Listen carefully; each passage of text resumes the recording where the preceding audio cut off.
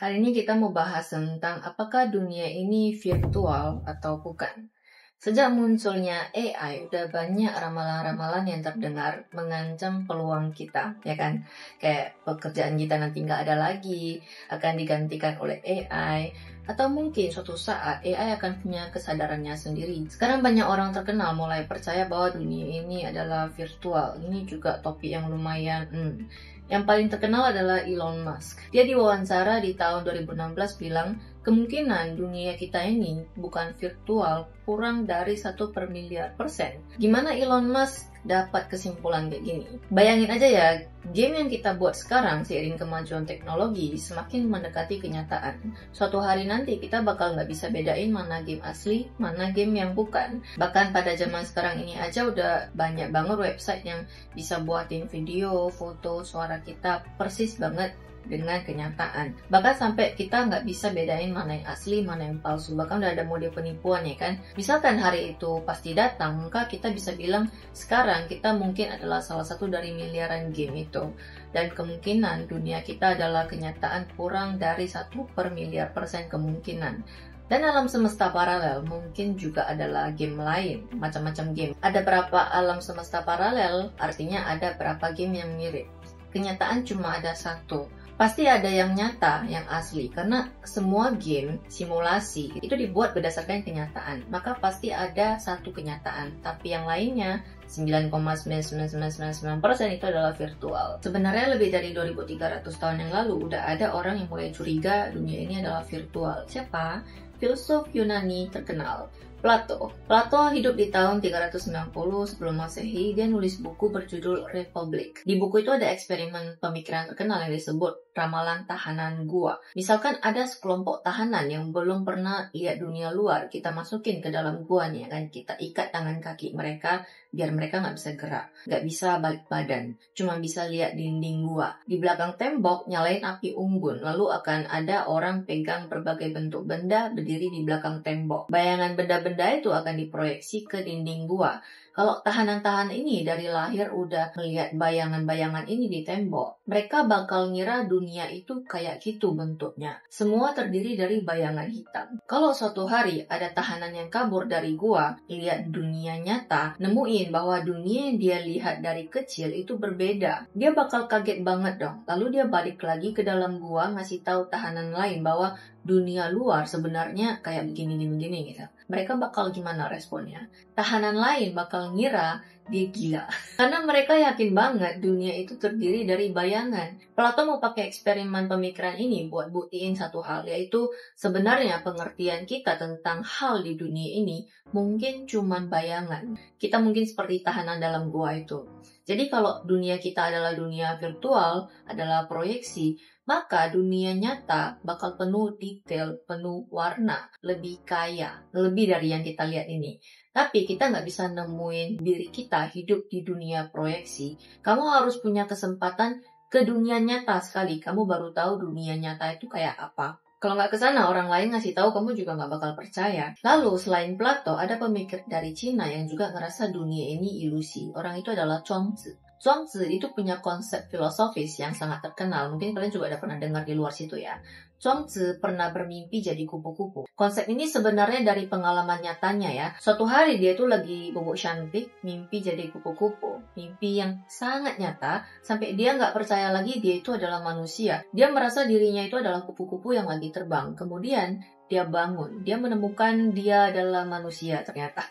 Saat itu dia terjebak dalam pemikiran, dia bilang, apakah aku nih Chuang-Tzu yang lagi mimpi jadi kupu-kupu? Atau kupu-kupu yang lagi mimpi jadi Chuang-Tzu? Dia tiba-tiba nggak tahu dia itu manusia atau kupu-kupu. Juga nggak tahu lingkungan yang dia alami sekarang itu adalah mimpi atau kenyataan. Dari sini dia ngajuin pandangan bahwa manusia sebenarnya nggak bisa bedain mimpi dan kenyataan. Ini disebut Chuang-Tzu bermimpi menjadi kupu-kupu. Orang zaman dulu juga udah tahu duluan kalau otak itu nggak bisa bedain mana realita, mana bukan. Kamu mungkin juga punya pengalaman serupa. Tiba-tiba suatu hari kamu ngalamin hal yang sangat tidak masuk akal, bikin kamu ngerasa, apa aku lagi mimpi atau enggak?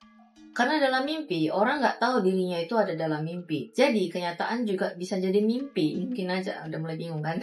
Seperti yang mungkin sedang kita jalani sekarang. Apakah ini realita atau mimpimu doang? Dan sekarang, orang yang paling awal ngomongin ini secara teoritis adalah filsuf Swedia, Nick Bostrom. Di tahun 2003, dia ngajuin hipotesis simulasi yang sangat terkenal. Dia bilang semua kenyataan termasuk alam semesta, bumi, manusia, semua yang bisa kita rasain sebenarnya adalah simulasi. Artinya, kita mungkin hidup di dalam superkomputer dan kita nggak tahu kebenarannya. Kemudian filsuf ini di tahun 2003 dia juga ngeluarin teori yang disebut hipotesis simulasi. Dia bilang, besar kemungkinan kita hidup di dunia virtual alias simulasi yang dibuat oleh peradaban yang jauh lebih cerdas dari kita. Dia pakai logika sederhana dengan 3 kemungkinan dan kita bakal eliminasi satu persatu buat nemuin kebenarannya. Kalau ketiga kemungkinan ini nggak masuk akal, berarti kemungkinan besar kita disimulasi. Apa aja kemungkinannya? Kemungkinan pertama, manusia nggak tertarik bikin simulasi canggih. Kalau dunia ini nyata, mungkin manusia atau peradaban yang lebih cerdas sama sekali nggak tertarik buat dunia virtual yang super realistis, yang nggak bisa bedain mana kenyataan, mana yang bukan. Tapi ini jelas nggak benar. Lihat aja kita sekarang. Kita udah bikin game kayak The Sims, kita udah buat VR, kita udah buat AR, sampai AI yang makin pintar. Dari dulu manusia selalu pengen niru kenyataan. Lukisan itu buat niru pemandangan, kamera itu buat tangkap sebuah momen, film buat gambarin hidup, ya kan? Dan game buat bikin kita hidupnya lebih interaktif.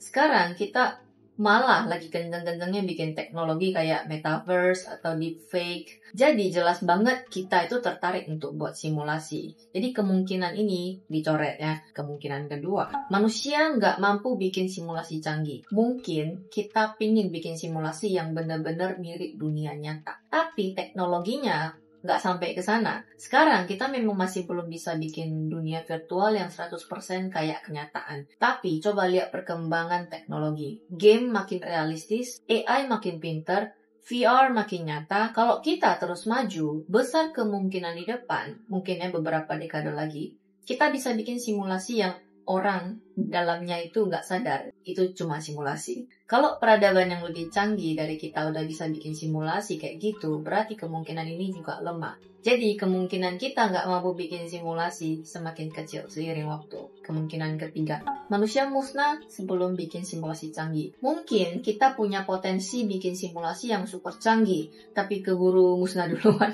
Entah karena perang, bencana alam, atau kepunahan massal. Ini kemungkinan yang masih terbuka, karena kita nggak bisa prediksi masa depan. Tapi kalau kita nggak musnah dan berhasil bikin simulasi, ini malah nambah kemungkinan bahwa kita sendiri hidup di simulasi. Kenapa kita mungkin di simulasi? Sekarang bayangin ya, kalau ada peradaban super canggih yang udah bisa bikin dunia simulasi, yang nggak bisa bedain mana kenyataan mana yang bukan. Mereka nggak cuma bikin satu simulasi, tapi bisa bikin miliaran simulasi. Kayak kita, sekarang kita bikin banyak server game, bahkan di dalam tiap simulasi karakter-karakternya yang juga cerdas, mereka bisa bikin simulasi lagi kayak dunia dalam dunia. Ini mirip sama film Inception. Kalau kalian udah pernah nonton, kalian pasti ngerti. Mimpi dalam mimpi. Jadi jumlah dunia virtual bisa jadi miliaran, bahkan triliunan. Sedangkan dunia nyata itu hanya ada satu.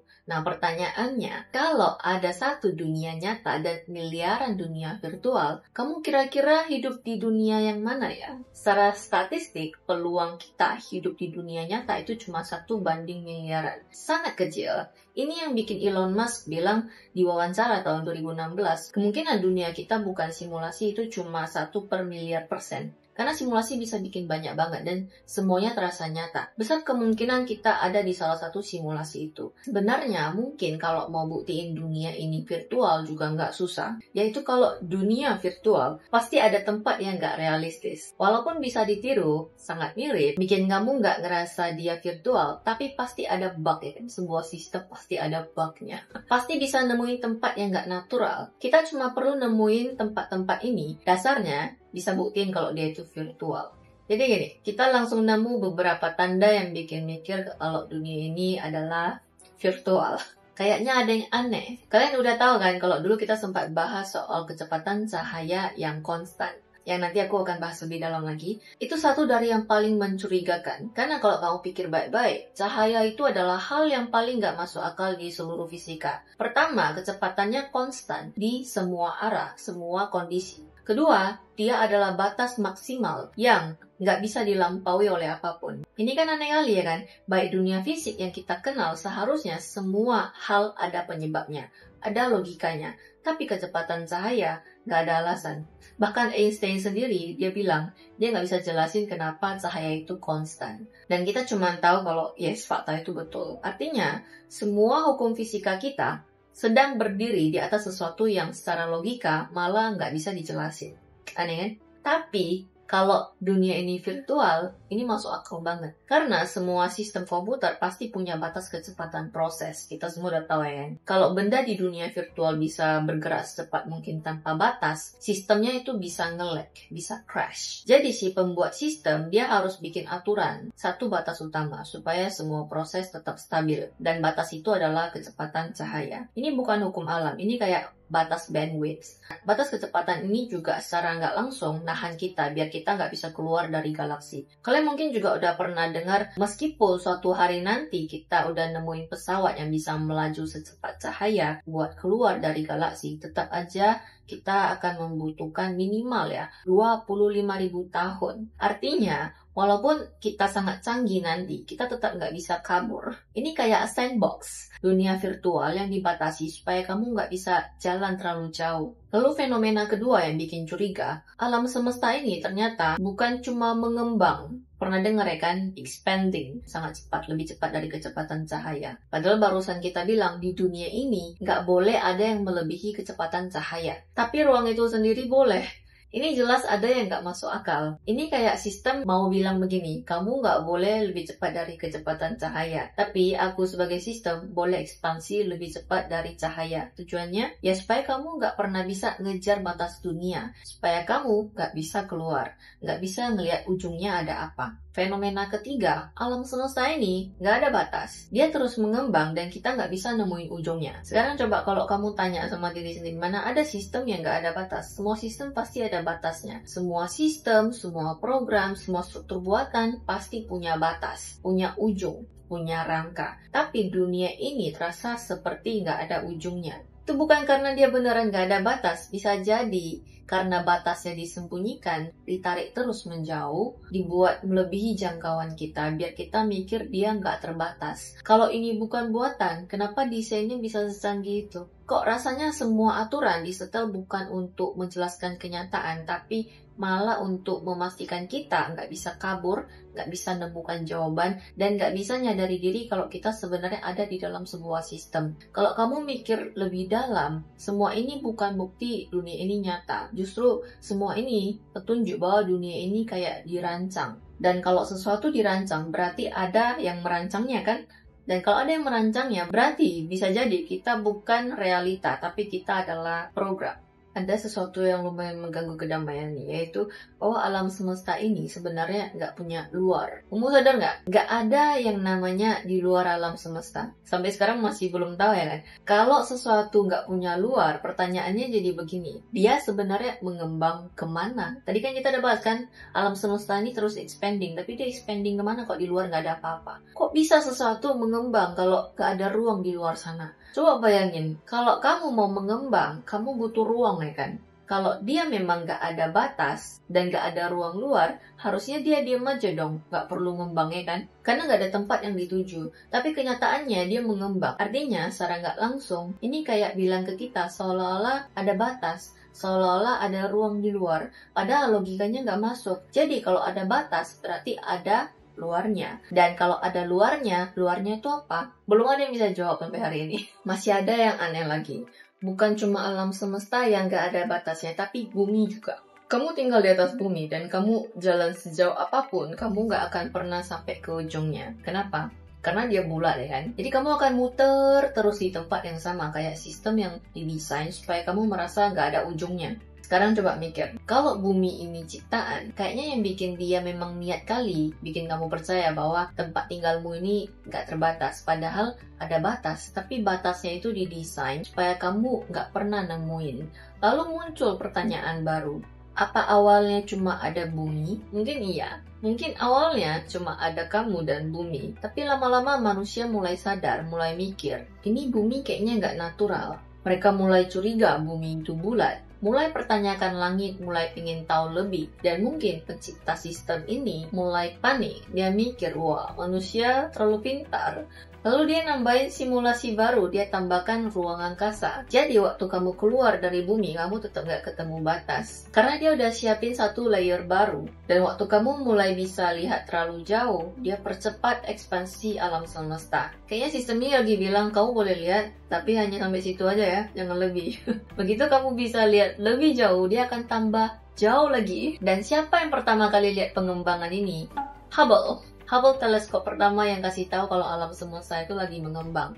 Tapi dia nggak lihat batasnya, dia cuma ngelihat semuanya itu menjauh. Begitu dia lihat itu, sistem langsung percepat ekspansi supaya kamu nggak sempat lihat ujungnya. Jadi kalau kamu gabungkan semua ini, kamu akan dapat 3 fakta mencurigakan. Pertama, alam semesta mengembang makin cepat, bahkan lebih cepat dari kecepatan cahaya. Kedua, kecepatan kamu sendiri nggak boleh melebihi kecepatan cahaya. Ketiga, alam semesta ini nggak punya batas yang bisa kamu capai. Gabungan 3 hal ini, kesimpulannya cuma satu. Ada sesuatu yang sengaja membatasi kita.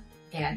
Sesuatu yang sengaja menghalangi kita mengerti dia ini sebenarnya apa. Tiap kali pengetahuan kita naik, alam semesta ini juga kayaknya ikut menyesuaikan diri supaya kita tetap nggak bisa paham dia ini apa. Kayak dia punya mekanisme otomatis sendiri. Begitu kamu ngerti sesuatu, dia ubah aturan mainnya. Dan kenapa dia ngelakuin ini? Maybe ya, ada fakta gelap di balik ini. Mungkin alam semesta ini bukan rumah, tapi mungkin lebih kayak penjara. Kedengaran pesimis ya. Mungkin dia dirancang bukan untuk kita berkembang, tapi supaya kita terjebak, biar nggak sadar kita ada di mana sekarang, supaya kita nggak bisa keluar. Dulu orang bicara soal penjara bumi, tapi lebih terasa kayak penjara kosmik. Karena dari awal kita kan udah dikasih tahu kamu nggak bisa keluar dari bumi. Lalu setelah kita bisa keluar dari bumi, kita baru sadar kamu nggak bisa keluar dari galaksi. Dan setelah itu kamu bakal lebih sadar lagi, kamu nggak bisa keluar dari semesta ini sama sekali. Kayak sistem ini dari awal udah bisi-bisi ke kita, kamu boleh pinter, boleh bangun roket, kamu boleh buat teleskop, tapi satu hal yang pasti kamu tetap di sini.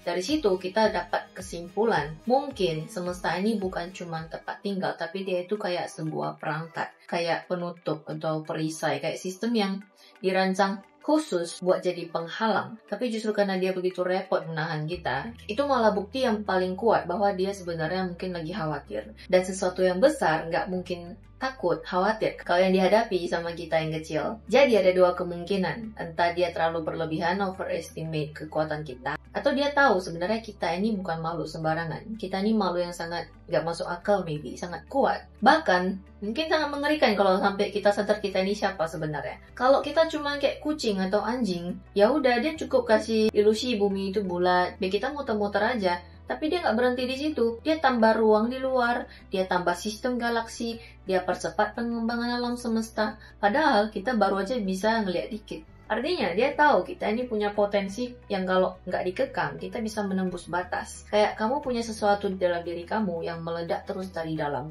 Dan dia kesulitan menahan itu. Dia harus ubah hukum fisika, harus bikin kecepatan cahaya jadi batas, harus nyamarin alam semesta, harus bikin semuanya kelihatan jauh dan nggak terjangkau. Supaya kamu mikir udahlah, memang sampai sini aja batasnya. Karena semakin kamu menahan sesuatu yang besar, semakin kuat tekanan baliknya. Tapi ini justru bikin kita mikir, sebenarnya kita ini siapa? Lalu ada lagi tempat yang nggak natural di alam semesta ini, yaitu sifat dasar dari seluruh materi. Kita mikir dunia ini kelihatan utuh, padat, nyata. Padahal sebenarnya kita ini terdiri dari atom.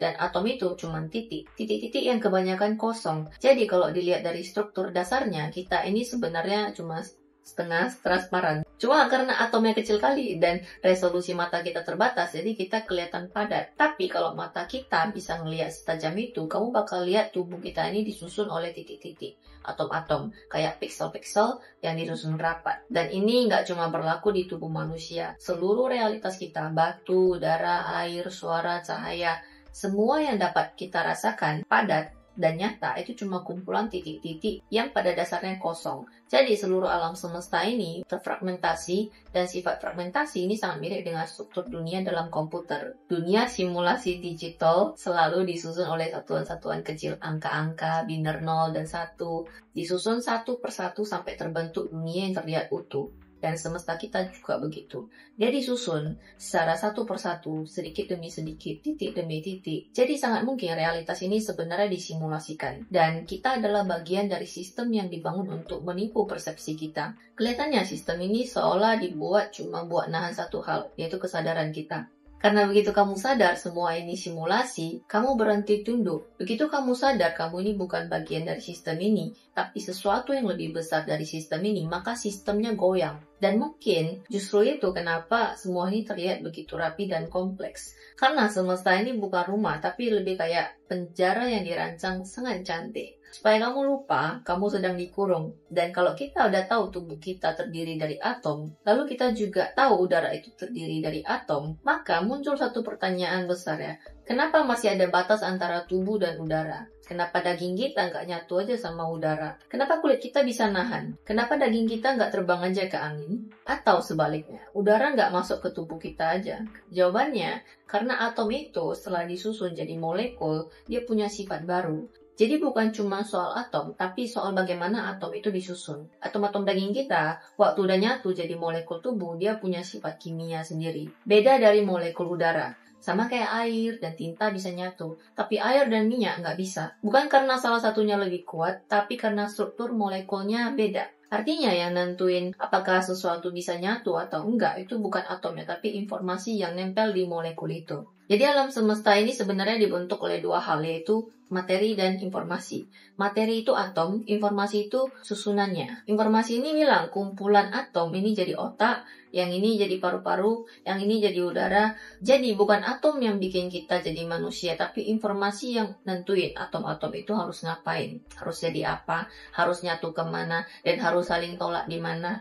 Makanya kamu nggak bisa nyatu sama angin. Sekarang pertanyaannya, apa mungkin informasi ini bisa dilepas dari materinya? Ternyata ada dugaan kalau ini bisa. Mungkin caranya adalah kita masukin barang ini ke black hole. Ketika benda masuk ke lubang hitam, dia ketarik sampai pecah jadi atom. Bahkan bukan cuma atom, tapi energi mentah. Tapi walaupun bendanya hancur, informasi tentang benda itu tidak akan hilang. Alam semesta itu punya aturan dasar bahwa semua informasi nggak akan pernah hilang. Walaupun bentuknya berubah, inilah kenapa banyak ilmuwan sekarang percaya black hole itu bukan tempat kehancuran total, tapi tempat di mana materi dan informasi bisa dipisahkan. Dari sini, muncul pemahaman baru tentang realitas. Informasi itu nggak bisa hilang, jadi semua kemungkinan yang pernah ada, tetap ada. Bahkan yang nggak terjadi di dunia ini, tetap kejadian di tempat lain. Inilah dasar konsep parallel universe. Aku juga pasti pernah dengar Murphy's Law, ya kan? Yang bilang kalau sesuatu yang bisa salah, maka ia akan salah. Banyak orang salah paham artinya ini. Mereka kira artinya adalah kalau ada dua kemungkinan yang buruk pasti terjadi. Padahal bukan gitu ya maksudnya. Maksudnya gini, misalnya kamu punya dua kemungkinan. Yang baik peluangnya 98%, yang buruk cuma 2%. Di dunia ini, yang baik kejadian. Tapi pertanyaannya 2% itu kemana? Informasinya kemana? Jawabannya, dia tetap kejadian, tapi di realitas lain. Jadi semua hal yang mungkin terjadi, dia tetap terjadi. Cuma nggak selalu di dunia yang sama. Makanya, kamu yang hidupnya baik-baik aja sekarang, bisa jadi ada kamu di dunia lain yang hidupnya mungkin kebalikannya. Dan karena semesta ini nggak pernah buang informasi, dia cuma pecah kemungkinan itu jadi banyak jalur. Jalur yang kamu ambil sekarang itu cuma satu dari sekian banyak kemungkinan. Karena semua potensi harus tetap ada. Semua informasi harus tetap tersimpan. Jadi maybe kamu bukan satu orang, tapi kamu adalah pusat dari banyak kemungkinan kamu. Yang semuanya berjalan bersamaan. Hanya aja kamu sekarang sedang sadar di satu jalur. Nah, sekarang kita masuk ke black hole. Kita bahas black hole lagi. Ini tempat paling misterius di semesta. Ketika ada benda masuk ke black hole, dia nggak langsung hancur. Dia akan lewatin satu titik dulu yang disebut event horizon. Ini pernah kita bahas dulu ya. Ini ibarat permukaan yang terlihat jadi gerbang lubang hitam. Begitu benda lewat situ, dia udah nggak bisa balik lagi. tubuhnya masuk, materinya ketarik masuk ke dalam, tapi informasi nggak masuk. Dia akan nempel di event horizon. Tapi anehnya informasi itu nggak sadar dirinya dikupas. Jadi kayak ada lapisan yang nyimpan semua informasi benda yang pernah masuk. Ini artinya kalau ada orang masuk ke black hole, kesadarannya itu bisa jadi ketahan di event horizon. Karena kesadarannya itu bukan materi tapi informasi. Dan kalau kesadaran itu informasi, berarti dia nggak ikut masuk. Dia tetap hidup di lapisan batas itu walaupun tubuhnya udah hilang ditelan. Tapi kesadaran itu nggak bisa nyebrang semesta, dia kejebak. Dia nggak bisa pindah dari semesta ini ke parallel universe. Ini yang disebut wormhole. Buat yang belum tahu wormhole itu apa, bayangkan alam semesta ini kayak selembar kertas. Kamu ada di satu titik dan kamu mau ke titik yang lain. Jauh banget kan ada di ujung kertas. Biasanya kamu harus jalan lurus jauh kali ya kan. Tapi kalau kertas kamu ini dilipat, ya kan, dan dua titik ini bisa kamu temukan, kamu bisa loncat langsung ke lubang satu ini. Nah, lubang itu yang disebut wormhole. Wormhole itu kayak jalan pintas antara dua tempat di alam semesta yang sangat jauh. Tapi kamu nggak perlu tempuh biasa, kamu bisa loncat. Tapi bukan cuma antar tempat, bisa antar waktu juga, bahkan antar semesta. Kalau di dunia spiritual ini mirip kayak kita nyambung ke dimensi lain lewat kesadaran. Cuma kalau wormhole, ini jalurnya fisik atau ruang yang dibengkokkan. Secara teori bisa, tapi sampai sekarang belum bisa dibuktikan langsung. Karena butuh energi yang luar biasa besarnya buat buka lubang itu. Tapi idenya kalau semua hal adalah satu dan ruang bisa dilipat, maka kamu sebenarnya nggak jauh dari apapun. Cuma perlu akses yang tepat, dan wormhole itu kayak pintu rahasia semesta, kayak pintu Doraemon mungkin. Buat kamu yang bisa sampai ke sisi lain, entah itu masa depan, masa lalu, atau alam lain yang kamu belum tahu ada. Wormhole itu bukan cuma jalan, tapi proses kupas pakai. Informasi yang nempel di batas dikupas dulu, lalu kalau berhasil pindah ke alam semesta lain, informasi itu dipakein lagi. Nah, pertanyaannya, apa yang dipakein itu pasti informasi kamu? Belum tentu. Bisa aja informasi yang nempel itu dipakein ke tubuh lain dan kamu hidup sebagai orang lain. Gak ada yang tahu. Yang penting adalah tubuh. Siapa yang dipakein itu bisa siapa aja. Tapi di insiden Roswell dalam wawancara alien, kapan-kapan akan kita bahas ya. Mereka bilang ada cara untuk pindah lewat lubang cacing, kata wormhole tadi. Caranya yaitu tadi, dikupas dulu lalu dipakai di tempat lain. Di sana dikupas lagi, dipakein lagi. Ini jadi proses perpindahan antar semesta. Udah mulai bingung ya kan? Mirip sama kejadian orang yang reinkarnasi bukan? Lalu kita masuk ke tempat kelima yang gak natural, yaitu kejadian Big Bang. Kalau memang dulu ada Big Bang, maka sebelum Big Bang itu ada apa? Sebelum ledakan, sebelum ada ruang, sebelum ada waktu, materi juga belum ada. Lalu gimana bisa meledak? Maka satu-satunya kemungkinan adalah sistem ini sebelumnya belum dinyalain, belum ditekan tombol startnya. Jadi kayak game yang baru dinyalakan. Waktu dan ruang dan segala isi alam semesta itu bukan muncul sendiri, tapi karena tombolnya ditekan. Sebelum itu nggak ada apa-apa, benar-benar sunyi, benar-benar sempurna, karena belum bergerak. Ini juga kapan-kapan kita bahas ya. Lalu kita masuk ke tempat keenam yang nggak natural, yaitu quantum physics. Di dunia mikro, semua hal itu nggak pasti. Ketika kita amati, dia baru jadi pasti. Dan partikel itu sebelum kita lihat, dia bukan titik. Dia bisa jadi semua kemungkinan. Begitu kita amati, dia pilih satu. Ini mirip banget kan sama sistem virtual. Kenapa? Karena untuk mengurangi beban sistem realitas ini, nggak proses semuanya sekaligus. Sistem ini cuma memproses bagian yang kamu lihat. Bagian yang nggak kamu lihat, dia nggak aktif. Nanti begitu kamu lihat, dia baru aktif. Ini cara terbaik dan paling hemat tenaga untuk membangun realitas virtual. Dan kita nerima itu tanpa rasa aneh. Terakhir, fenomena ketujuh yang nggak natural. Kita sebenarnya nggak bisa pastiin bahwa dunia fisik ini benar-benar ada. Kita nggak bisa buktiin bahwa apa yang kita sentuh, kita lihat, kita pikirkan, itu benar-benar nyata. Karena bisa aja semua ini cuma informasi yang sedang disusun, sedang ditampilkan ke kesadaran kita. Dan kita sedang mengalaminya dalam bentuk simulasi dari batas peristiwa, dari black hole, dari sistem yang kita nggak ngerti. Tapi satu hal yang pasti ya, kalau semua ini mungkin terjadi, maka semua ini pasti terjadi. Kita ngerasa dunia ini nyata, karena kita sendiri ngelihat, kita mencium, kita mendengar, tapi semua itu cuma sinyal yang dikirim ke otak yang menyatukan dan menciptakan gambaran tentang dunia. Jadi sebenarnya kita nggak pernah nyentuh dunia secara langsung. Semua ini terjadi di kepala kita. Nah, ini anehnya, dunia yang kita anggap nyata ini sebenarnya nggak ada bukti fisiknya. Semua yang kamu rasain, kamu alami, kamu percaya itu nyata, itu semua berdasarkan perasaan dan kesaksian dari indera kita. Tapi kalau kita jujur, kita nggak bisa buktiin dunia ini benar-benar ada secara fisik. Ada satu filsuf dari Amerika namanya Hilary Putnam yang pernah ngajuin satu eksperimen pemikiran yang mengubah cara kita mikir tentang realitas. Dia bilang, coba bayangkan satu otak manusia dilepas dari tubuh, dimasukkan ke dalam tong berisi cairan nutrisi. Terus otak itu dimasukkan ke superkomputer yang bisa simulasiin semua sinyal indera. Jadi komputer itu ngasih otak itu sinyal penglihatan, pendengaran, penciuman, semuanya. Otak ini bakal ngalamin dunia, bakal ngerasa jalan, bakal ngerasa ketawa, nangis, peluk orang. Tapi padahal dia cuman otak di dalam tong dihubungkan ke komputer. Aneh kan? Karena otak nggak bakal sadar kalau dia bukan manusia lagi seutuhnya. Dia cuma pikiran di dalam tong. Eksperimen ini mau bilang, jangan-jangan kita semua sekarang juga lagi kayak gitu. Merasa hidup, merasa punya tubuh. Padahal kita cuma kesadaran dikasih sinyal terus-menerus. Dan satu-satunya hal yang benar-benar bisa bikin kita yakin cuma satu, kesadaran kita. Yang lain semuanya bisa jadi ilusi.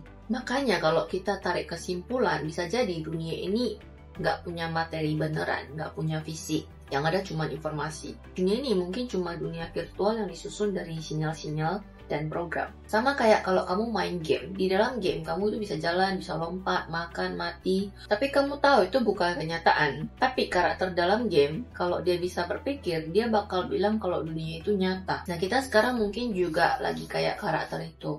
Lalu satu pertanyaan besar muncul lagi. Kalau misalnya dunia ini virtual, siapa yang buat? Siapa yang nyusun semua ini? Maka pasti ada lapisan di atas kita, ada kecerdasan di atas kita, ada sesuatu yang lebih tinggi yang menciptakan dunia ini. Dan kita sebagai manusia dari dulu sampai sekarang selalu punya naluri buat percaya bahwa ada sesuatu di atas kita. Itulah kenapa muncul agama. Agama itu pada dasarnya ada rasa sadar manusia bahwa kita diciptakan oleh sesuatu yang lebih besar. Agama nyebutnya Tuhan, nyebutnya pencipta, tapi konsepnya sama. Kita adalah ciptaan dari sesuatu yang lebih tinggi. Dan itu bukti yang paling kuat bahwa manusia sadar. Kita ini bagian dari sistem yang lebih besar. Kamu gak ngerasa aneh? Kalau kita manusia benar-benar tercipta secara alami, kenapa manusia selalu mikir kalau ada yang menciptakan kita? Manusia dari dulu, dari lahir, entah kenapa udah punya pikiran, pasti ada yang menciptakan kita. Pasti ada pencipta, pasti ada Tuhan. Itu bukan diajarin, itu kayak udah ditanam dari dalam. Bisa jadi nenek moyang kita dulu, dari zaman dulu banget, pernah ngeliat langsung makhluk yang dari lapisan lebih tinggi, makhluk yang mungkin ngerancang kita, makhluk yang bukan dari dunia kita. Dan mereka karena tahu kita nggak bakal bisa lihat lagi makhluk itu, mereka mewariskan cerita ini ke keturunannya. Dan jadilah agama. Makanya semua peradaban punya Tuhan, punya pencipta, walaupun belum tentu agama mereka sama. Tapi rasa bahwa kita diciptakan itu universal. Kamu mungkin ngerasa itu karena kita lemah, makanya kita perlu rasa aman. Makanya kita bikin sosok pencipta. Tapi sebenarnya bukan karena kita lemah. Alasan kita mikir ada yang menciptakan kita. Karena kita sendiri nggak ngerti kenapa kita bisa ada. Dari mana kita muncul, kita nggak tahu.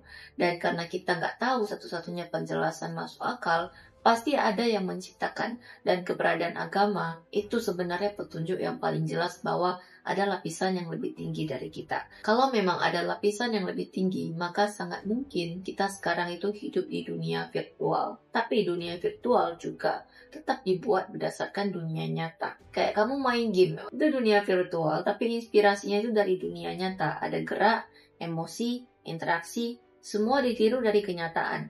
Jadi kalau kamu pernah nanya peradaban tingkat tinggi di alam semesta itu ngapain, kamu bisa lihat dari apa yang kita lakuin sekarang ya. Karena kalau kita adalah refleksi dunia nyata, maka di atas sana pun mungkin mereka juga ngelakuin hal yang sama. Bedanya mereka sadar mereka lagi main game, sedangkan kita nggak sadar ini adalah game. Mungkin tujuannya untuk buat kita sepenuhnya tenggelam, supaya kita bisa merasakan emosi, merasakan rasanya kehilangan, semua perjuangan itu kayak nyata. Kita sekarang main game aja udah pakai VR headset, biar makin terasa nyata, makin tenggelam, makin terlibat. Nah, dunia kita ini lebih canggih dari itu. Kita masuk ke game tanpa sadar. Bahkan memori kita dihapus supaya kita bisa total ngalamin semua ini. Tapi ada juga kemungkinan yang lebih pesimis ya, yang kayak udah aku bilang tadi. Bisa jadi ini bukan cuma game, tapi penjara. Bisa jadi semesta ini dibangun buat ngurung kita. Karena kita nggak bisa dimusnahkan. Kesadaran kita, jiwa kita itu abadi. Mereka cuma bisa bikin kita lupa, bikin kita lahir terus masuk ke sistem ini, dikasih amnesia, dikasih batasan, dan itu berarti kita ini adalah makhluk yang luar biasa kuat. Sampai semesta ini pun perlu didesain serumit itu buat nutupin siapa kita sebenarnya. Dan mungkin satu-satunya alasan kenapa kita dikurung, dibikin lupa, dibikin sibuk sama pekerjaan, drama, tagihan, pencitraan, eksistensi, semua ini mungkin karena kita bukan sesuatu yang lemah, tapi justru kita itu terlalu kuat, terlalu terang. Dan cahaya sebesar itu kalau nggak dikurung, dia bisa membakar sistem dari dalam. Bisa menghancurkan ilusi yang udah mereka bangun ribuan tahun. Jadi mereka tutup semua pintu, tapi yang mereka lupa satu pintu yang paling dalam yang gak bisa ditutup, yaitu rasa rindu. Rasa rindu untuk pulang, rasa rindu untuk ingat siapa kita sebenarnya. Rasa yang kadang muncul tengah malam waktu kamu bengong sendirian. Rasa kosong, tapi juga penuh, tapi yang gak bisa dijelasin. Rasa yang gak bisa dijelasin karena itu suara jiwa kamu yang asli. Dan kalau kamu berani mendengarkan itu, kalau kamu mulai percaya bahwa semua ini bukan kebetulan, kabut itu bakal bubar. Ilusi ini nggak akan kuat selamanya. Sistem ini bisa mengurung tubuh kamu, bisa mengurung ingatan kamu, tapi dia nggak akan pernah bisa mengurung cahaya yang kamu bawa. Karena kamu bukan bagian dari game ini. Kamu adalah playernya. Kamu bukan karakter. Kamu adalah energi yang jauh lebih besar dari apapun yang bisa kamu bayangin. Dan mungkin rasa rindu itu bukan rumah, bukan untuk seseorang, tapi untuk diri kita sendiri. Versi kita yang paling utuh, yang paling terang. Dan kalau semua ini benar, mungkin jalan keluarnya bukan melarikan diri, tapi ingat bahwa kamu nggak pernah benar-benar masuk ke dalam sini.